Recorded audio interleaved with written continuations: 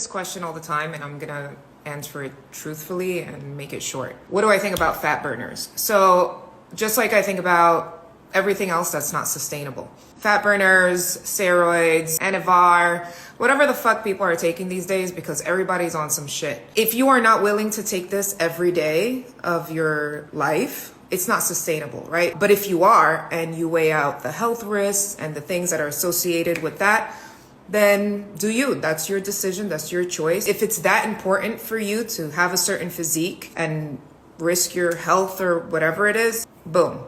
But what happens when you stop taking this stuff? You go back to being unhappy. You go back to your normal state. What happens then?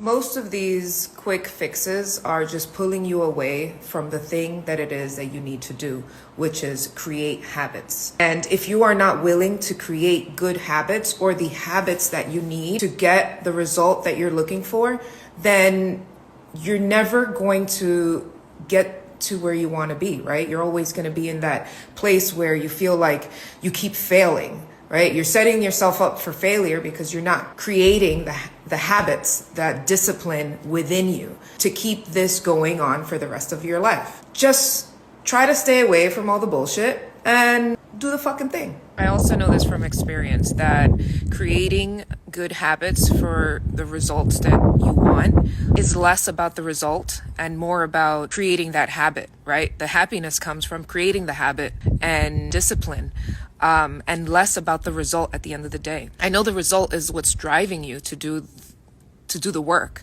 but just so you know that it's that consistency and that good habit that is now part of your life that really makes you happy at the end of the day. You know, the abs or the defined arms, that's just the cherry on top.